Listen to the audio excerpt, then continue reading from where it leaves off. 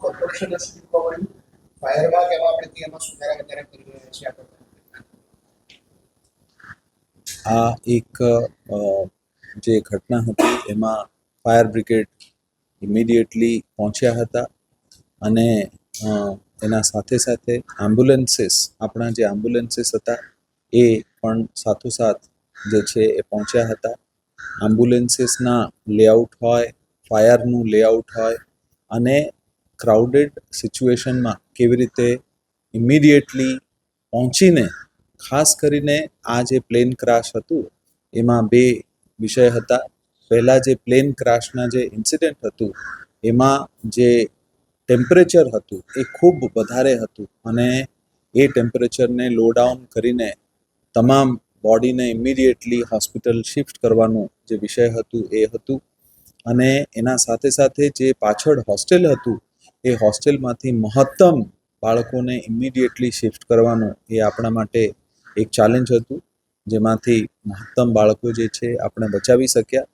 અને આ સંપૂર્ણ ઇન્સિડન્ટમાં જે નજીકના લોકો છે, જે લોકો આમાંથી આપણા સાથે નથી, એના જે આજુબાજુના લોકો છે એ લોકોને સાથે એન્ગેજમેન્ટ કરવાનું વિષય હતું.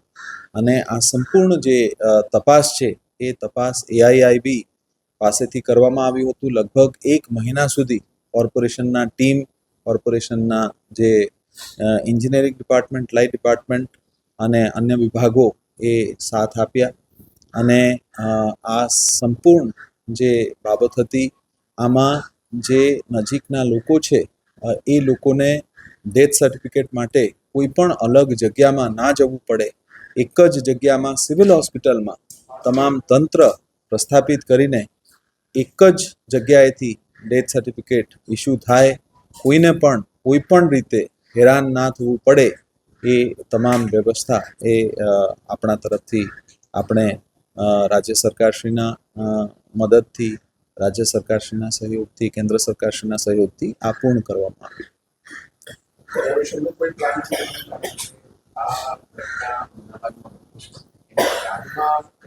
સ્મારક સરકાર બનાવવું?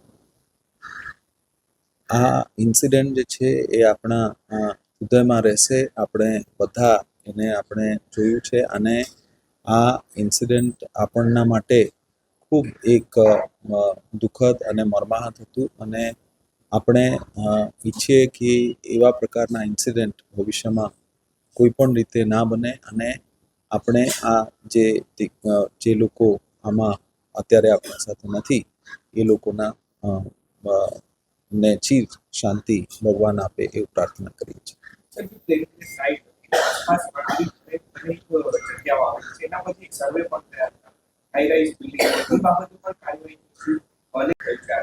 એ વખતે પહેલો કોલ અને પછી વ્યવસ્થા કરવી, આખું કોલ અટેન્ડ કરવાનું એવી પરિસ્થિતિ હતી ને, એક વર્ષની કામગીરી કઈ રીતે યાદ કોર્પોરેશનનું 4% જે 1 વર્ષ પહેલાં આ જે પ્લેન ક્રેશનો ઇન્સિડન્ટ અતિ મર્માહત કરે અને ખૂબ દુઃખદ એવું એક ઘટના બની ગયું. અને ઇમિડિયેટલી અમદાવાદ મ્યુનિસિપલ કોર્પોરેશનના fire, health department, ambulances, light department, engineering department અને તમામ ડેપ્યુટી મ્યુનિસિપલ કમિશનરશ્રીઓ, તમામ પદાધિકારીશ્રીઓ એ સ્થળે પહોંચીને એક ટીમના જેવું કામ કર્યા હતા. અને ત્યારે ચાહે ગ્રીન ચેનલ બનાવવાનું કામ હોય કે દિવાલો તોડીને જે ફાયર ફાઇટર્સ છે એ અંદર જઈને જે હોસ્ટેલોમાં જે બાળકો હતા એમને બચાવવાનું જે કામ એ ફાયર બ્રિગેડ દ્વારા કરવામાં આવી હતી. અને એના સાથે સાથે તમામ એન્જિનિયરિંગ ડિપાર્ટમેન્ટ જે કંઈ બાબતો હતી એના માટે વ્યવસ્થા તંત્ર કરવામાં આવ્યા હતા.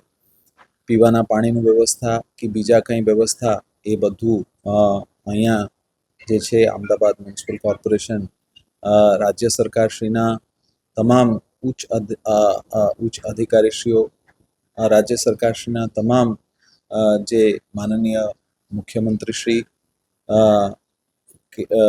માનનીય મંત્રીશ્રીઓ અને તમામ લોકો આવી પહોંચ્યા હતા. આ દુઃખદ ઘટનામાં ઓનરેબલ પ્રાઇમ મિનિસ્ટર સાહેબ, ઓનરેબલ UHM સાહેબ અને એવિએશન મિનિસ્ટર સાહેબ, આ તમામ લોકો જે છે એ સ્થળને પહોંચીને માર્ગદર્શન આપણને આપ્યા હતા. આ ખરેખર એક એવા ઘટના હતી જેમાં કેન્દ્ર સરકાર, રાજ્ય સરકારશ્રી અને અમદાવાદ મ્યુનિસિપલ કોર્પોરેશન તમામ લોકો, તમામ અધિકારીશ્રીઓ સીમલેસલી કામ કર્યા. આમાં સંકલન એવી રીતે પ્રસ્થાપિત થઈ ગઈ કે સંપૂર્ણ રીતે મ્યુનિસિપલ કોર્પોરેશનના સ્ટાફ હોય, ઓફિસર્સ હોય કે પોલીસના લોકો હોય કે રાજ્ય સરકારશ્રીના લોકો હોય કે કેન્દ્ર સરકારશ્રીના લોકો હોય, તમામ લોકો એકી સાથે આ કામ કરીને આ જે દુઃખદ ઘટના બન્યું હતું એને આપણે એડ્રેસ કર્યા.